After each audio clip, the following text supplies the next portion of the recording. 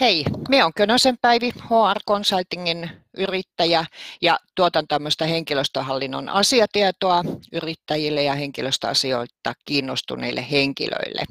Tänään aiheena on työntekijän oikeudet ja velvollisuudet. Oletko miettinyt monesti, että sulla on sekä oikeuksia että velvollisuuksia, kun sinä teet sitä työtä työnantajan lukuun?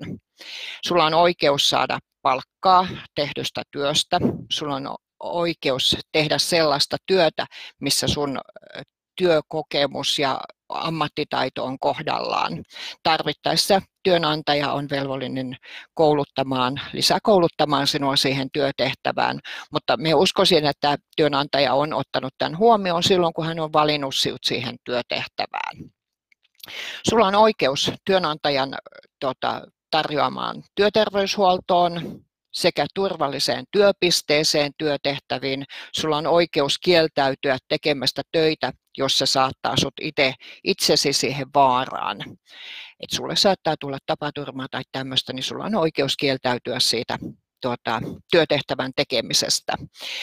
Sulla on oikeus saada palkkaa tehdystä työstä, minimissään sen työehtosopimuksen mukaista palkkaa, mutta yleensähän työnantaja huomioi niin sanotussa HEKO eli henkilökohtaistamisen lisän siinä ja saattaa olla, että sulla on tämmöinen soviteltu palkka. Työnantaja on velvollinen kohtelemaan sinua samalla tasa-arvolla kuin muitakin työntekijöitä, eli ei saa olla tämmöistä eriarvoisuutta siellä työyhteisössä. Hän ei saa häiritä sinua millään tavalla, mutta sitten jos me ruvetaan puhumaan niistä sun työntekijän velvollisuudesta, on tämä ehkä tärkeintä lojaliteetti, eli lojaalisuus työnantajaa kohtaan, et saa panetella työnantajaa, et täällä somessa, etkä tuolla kaupungilla kun kulleet. Eli tietyllä tavalla niin pitää kertoa kunnioittavien ja arvostaen tästä työnantajasta ja työtehtävästä kavereilleen ja myös sillä kaupan kassalla, jos kerrot, missä olet töissä.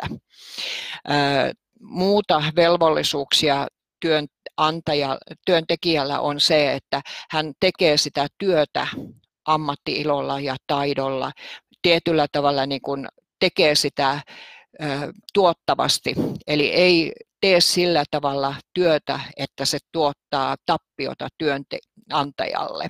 Että esimerkiksi tahallaan tekee hukkaa sutta, vaan hänen pitää tehdä sitä tietyllä ammattitaidolla. Ja jos ammattitaito ei riitä, niin siitä pitää keskustella tai kannattaa keskustella sitten työnantajan kanssa. Eli muistathan, että työntekijällä on sekä oikeuksia että velvollisuuksia. Oikeuksista haluan korostaa sen, että sulla on se, että sä teet sitä työtä turvallisesti ja ammattitaitoisella, että ei tarvitse tehdä sellaista työtä, johon se ammattitaito ei riitä. Eli silloin pitää olla työnantaja yhteydessä ja pyytää koulutusta siihen työtehtävään. Mutta myös se, että sulla on ne velvollisuudet tehdä sitä työtä oman ammattitaitosi ja kykyesi mukaan ja tuottavuusnäkökulmasta.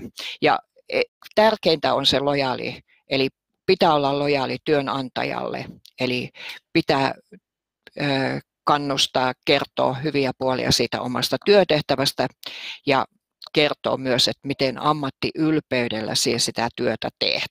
Mutta näillä sanoilla me toivotan sulle työn iloa tähän päivään ja ei kun vaan työn iloa ja menestystä siinä tehtävästä.